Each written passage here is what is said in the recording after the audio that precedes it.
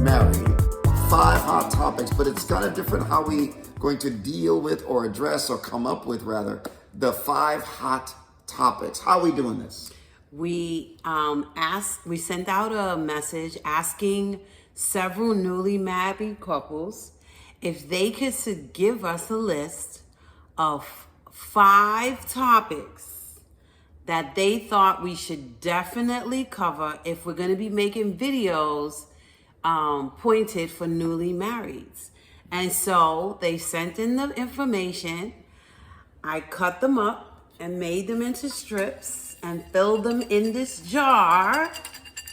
And we're going to take one out at the top of each video and then talk about it. And we're just going to be giving you, we're going to shoot from the hip. We're going to let our experience after our 31 years being married, my experience as a couples counselor, Yes. My experience in working in the church setting and helping couples in premarital classes and things like that. And so also, we want to make sure we use these videos as a chance for you and your spouse to have a discussion. Please don't just watch these videos and go, that was interesting. That was nice. Talk about it with your wife, with your husband. With that being said, let's Number shake it up. one. Number 1.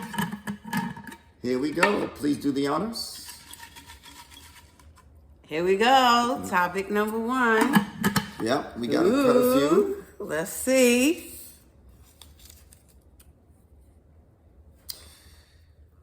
Establishing healthy boundaries with social media and ensuring that content is appropriate. Someone wrote here, establish healthy boundaries with social media, ensuring that content is appropriate. I think, look, one of the big things now, and this is a taboo subject, pornography and the internet is a thing. I don't, look, off the top of my head, I don't have stats, but I do know that the vast majority of men, and I think now women, have had some experience with pornography, and it does affect your sex life. It does affect your attention. And as Christians, we have a boundary of that sex outside of the marriage is wrong, of course, but we also have the boundary that even lust is wrong. It's sin. It hurts your relationship with God and it hurts your relationship with your spouse. So here's the catch. It's everywhere. Try to have the internet, whether it's through your phone, through YouTube or social media, and not have that as at least a temptation is like impossible. So what do? You know your husband's up late at night looking at his phone in the bed, and you may worry. Or give me another scenario. You may worry. Or just not even in the bed. Or when you walk in the room, they're on the phone and then they put it down. Yep, they put it down. So it's like, what are you looking at? What are you doing? What are you looking at? And they may be looking at something. You may look at the history on the computer, or social media. People are commenting on social media. So now we're not talking about so much pornography, but we're talking about just now you have these interactions with the opposite sex. You're posting, pictures of yourself on your Mexican vacation, and you're posting it, and you're looking nice, and then different guys make a little comment, looking good, or different women, vice versa, looking good. So the whole world of the internet, it's pretty much like that movie, everything, all the time, all at once. So whatever that title was, it's a lot of stuff. So what boundaries do you set? How do you, only word here I think is you got to be aware of, ensure that content is appropriate. You cannot control, correct me if I'm wrong in this, it's not about you controlling your husband or your wife. You can't ensure that content is appropriate but you could try and you could police them, but you're probably just going to end up irritating them, harassing them, and people do what they want to do, and when we struggle, we struggle. That's just my gut about that part. What do you say? The thing I thought about was in marriage, if you keep God in the center, it's about living in the light. And if we're living in the light, there's transparency. Like, I know with us, it's funny because the other day, some woman, remember, sent you just a random, how do I look in this dress? Yeah, that was a bot. That was right? a bot. I could tell. But Yeah, either but way, it was social media. Right. It just came in, boom. And the first thing you did was you started laughing and you sent it to me and we talked about it and we moved on. And the same thing with me. If I get like a crazy somebody on my Facebook page all of a sudden talking about you're beautiful, let's whatever, we talk about it. And then we keep it transparent so that our hearts are not led to be tempted to want to investigate or go further. But also I thought about boundaries in the sense of having personal boundaries, that I'm not going to be on social media late at night. I'm not going to go on any sites. When I go through my junk mail, I delete anything that I don't know. I don't read it. I don't open it. I just delete it.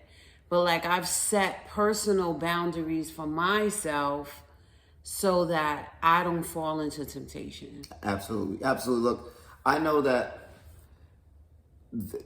like you said, every husband, every wife, and this is especially if you are newly married, because this is new. Yes. There is no blanket answer for any of the things that we're going to be discussing. But I can give one thing that I know, see if you agree, is absolutely essential. You have to have a boundary. You got to have some kind of boundary. Yeah. Meaning, what does that mean? A boundary is this. And I'm going to make a distinction. A boundary is simply your no. It's where you do not go. You may do A, B, C, D. A boundary is, okay, I'm going to do A, B. After that, I'm stopping. It's that scripture that says, do not touch, do not taste. Exactly. Now, it can be legalistic, right? But a boundary is simply a no. This is where I choose, keyword, on purpose, I choose not to go. And if I do go there, I admit it's sin, I admit it's a mistake, or I admit I blew it. Right. And so now I've got to apologize or just recover or do something different. Remember we talked about before, one thing I do think is a big thing to define. Difference between a boundary crossing and a boundary violation. I learned this when I was getting taught as being a therapist. And this definition really does help. And this is with social media. You have to have a discussion with your spouse. It's got to be one of those open air conversations.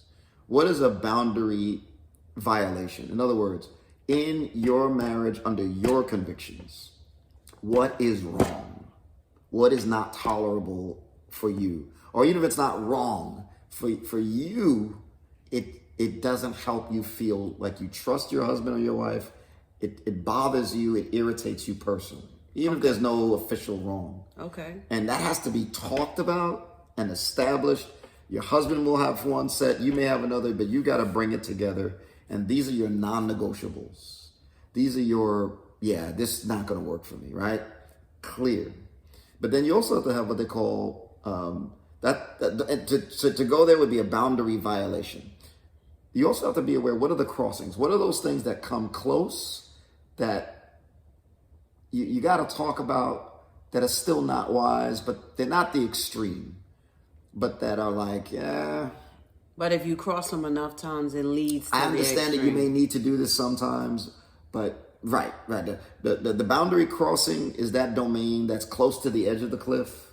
The violation is going off the cliff. Once you're off the cliff, you just got to apologize or confess or do something different. Right. Delete that social media because your old girlfriend did contact you and you've been texting her back and talking about how nice she looked. That's probably, for most relationships, that's a boundary violation. Right. You need to drop that social media, in my humble opinion. A boundary crossing could be you guys are chit-chatting about sports. Nothing wrong there, but what would you describe that? It's coming real close to the line. Coming close to the line. You may want to keep the... One thing I do know, secondly, transparency. Anytime infidelity and all kinds of atrocities happen, when you have this little pocket of your life, and this comes from the work of a woman named Shirley Glass, who made it her life's dream or focus to deal with infidelity. When you have these secret pockets, bad things happen. The secret pocket does not work. What you said at the beginning, you have to live a life where the light can shine. Yes. What about your discussion? I want to give you an encouragement. Have the discussion.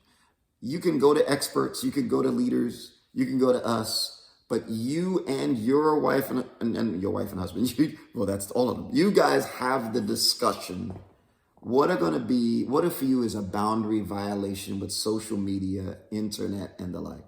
What is it? Lay it on the table. First, see what it is. Secondly, what are the things that you just feel like, man, they come too close and you just want to monitor and help each other out with, so to speak?